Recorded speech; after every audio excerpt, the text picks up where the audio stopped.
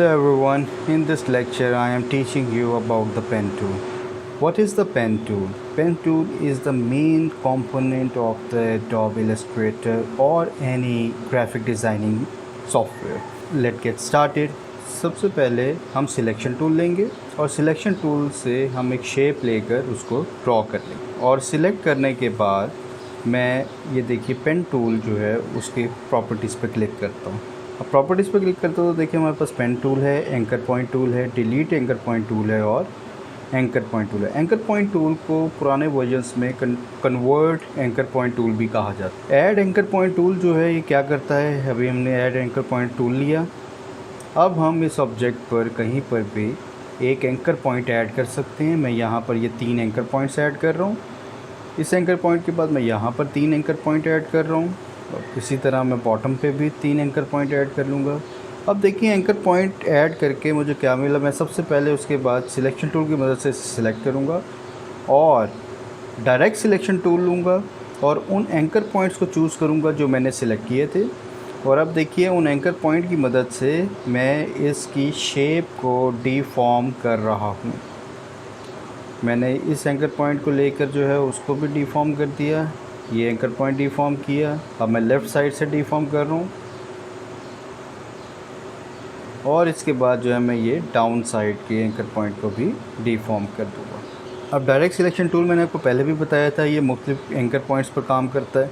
अब मैं अगर इसके एंकर पॉइंट्स जो हैं वो कोई से भी चूज़ करूं, किसी भी एंकर पॉइंट से मैं डायरेक्ट सिलेक्शन टूल की मदद से मूव कर सकता हूं और उसकी इमेज को चेंज कर सकता हूं। ये भी चेंज कर देते हैं। ये देखिए एंकर पॉइंट टूल पकड़ा है, इसको पीछे ले गए। ये देखिए एक रेक्टेंगल जो है वो किस शेप में आ गया। अब मैं एक नया बॉक्स ले रहा हूँ यहाँ पे और इससे मैं सिलेक्शन टूल की मदद से सिलेक्ट करता हूँ। ये मैंने ऐड किया और इसके बाद यहाँ पे नोड्स ऐड किए। इस साइड पे मैं एंकर पॉइंट ऐड कर रहा हूँ और फिर मैं बॉटम पे एंकर पॉइंट ऐड कर रहा हूँ। अब ये देखिएगा कि मैं अपने टूल से डिलीट एंकर पॉइंट लूँगा और डिलीट एंकर पॉइंट जो है वो लेकर मैं किसी भी एंकर पॉइंट पे क्लिक करूँगा तो वो डिलीट हो जाएगा। ये देखिए मेरे एंकर पॉइंट्स जो हैं वो डिलीट होते जा रहे हैं। तो मैंने सिर्फ एक एंकर पॉइंट रखा है सेंटर वाला, बाकी साइड वाले एंकर पॉइंट जो हैं उनको मैंने डिलीट कर दिए। अब इन डिलीटेड एंकर पॉइंट्स की मदद से अगर मैं अपने ऑब्जेक्ट को चेंज करना चाहूँ तो मैं क्या करूँगा, मैं डायरेक्ट सिलेक्शन टूल लूँगा और डायरेक्ट सिलेक्शन टूल लेने के बाद मैं इन एंकर पॉइंट्स को पिक करूँगा और ड्रैग कर दूँगा। तो इस तरह मेरा इमेज जो है वो चेंज हो जाएगा। ये देखिए मैं अपने इमेज को जो है वो फिर से चेंज कर रहा हूँ। तो इस तरह मैंने अपने रेक्टेंगल को एक शेप में कन्वर्ट कर दिया। तो डायरेक्ट सिलेक्शन टूल जो है ये बहुत ज़्यादा इम्पॉर्टेंट है। इससे हम एंकर पॉइंट्स को जो है वो किसी भी शेप में कन्वर्ट कर सकते हैं। अब मैं आता हूँ इसी पेन टूल के अंदर हमारे पास एक और टॉपिक है एंकर पॉइंट टूल। ये एंकर पॉइंट टूल क्या है, इससे किसी भी एंकर पॉइंट को पकड़कर उसको बेजियर कर्व्स में कन्वर्ट किया जा सकता है। मैं इसे क्लिक करके मैं ड्रैग करूँगा और ये देखिए ड्रैग करते साथ ही मेरे पास जो है वो एक बेजियर कर्व बन गई है। इस कर्व को जो है बाद में हम डायरेक्ट सिलेक्शन टूल की मदद से इसके हैंडल्स को एडजस्ट कर सकते हैं। ये अब मैं नीचे की तरफ कर्व ऐड करूँगा तो ये देखिए ये कुछ हमारे पास इस तरह की शेप बन गई। इस तरह मैं फिर नीचे वाली कर्व जो है वो उसको ऐड कर रहा हूँ और मैं यहाँ से क्लिक करके ड्रैग कर रहा हूँ तो मेरे पास एक और कर्व हासिल हो रही है। इस कर्व की मदद से देखिए मैंने रेक्टेंगल को किस शेप में कन्वर्ट कर दिया। तो हम किसी भी पॉइंट को पकड़कर उस पॉइंट के अंदर जो है वो कर्व ऐड कर सकते हैं एंकर पॉइंट टूल की मदद से। मैं फिर से एंकर पॉइंट ले रहा हूँ तो देखिए मैं उसको अंदर वाली साइड पे कर्व ऐड कर रहा हूँ। मैं इस एंकर पॉइंट को लेके उसमें कर्व डाल दूँगा, इस एंकर पॉइंट से कर्व ऐड कर दूँगा और इस एंकर पॉइंट से मैं एक कर्व ऐड कर दूँगा। तो ये दें जनाब, हमने अब हर एंकर पॉइंट के ऊपर जो है वो एक एक कर्व ऐड कर दिया हूँ। इस दफ़ा मैं जो है वो सर्कल ले रहा हूँ और सर्कल लेने के बाद अब ये देखिए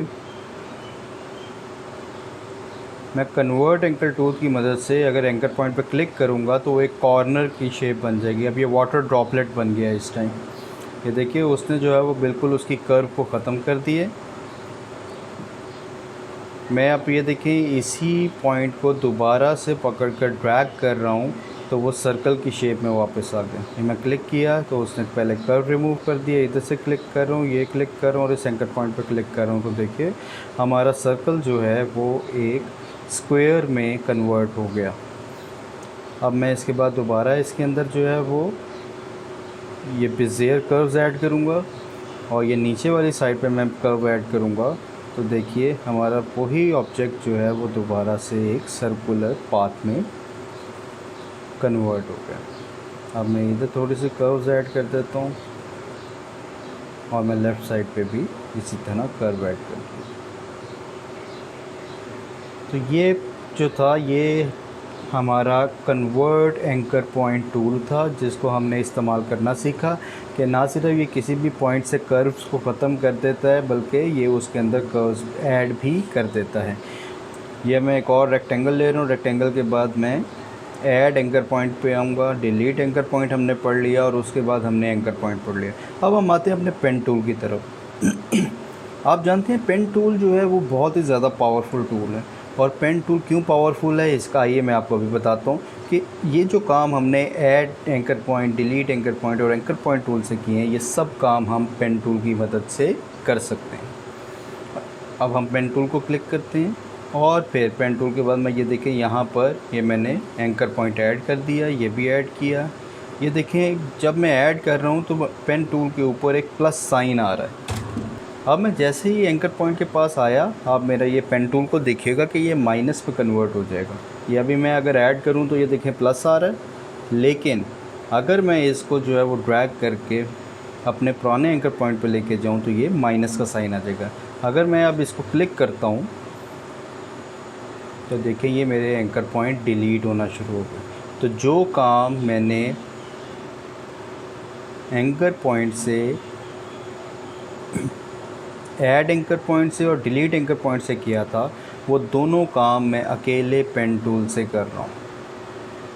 और आपको बताते चलूँ कि ये पेन टूल जो है ये एंकर पॉइंट का भी काम करता है। ये देखिए मैं उसके कॉर्नर्स के ऊपर क्लिक कर रहा हूँ तो उसने उसके कर्व को, उसके पॉइंट को ख़त्म कर दिया और ख़त्म करने के बाद ये शेप दे दी। तो ये जो है आज का हमारी क्लास जो थी ये पेन टूल के बारे में थी और पेन टूल के बेसिक स्ट्रक्चर के बारे में थी कि पेन टूल जो है वो कैसे काम करता है और पेन टूल की मदद से आप शेप्स को कैसे बना सकते हैं, उसके अंदर एंकर पॉइंट्स ऐड कर सकते हैं और किसी भी एंकर पॉइंट को आप डिलीट कर सकते हैं और उसके अंदर कर्व्स ऐड कर सकते हैं। I hope you enjoy the class. I will teach you how to create objects with the help of selection tool and direct selection tool and the shape tool. Now stay tuned for the next class.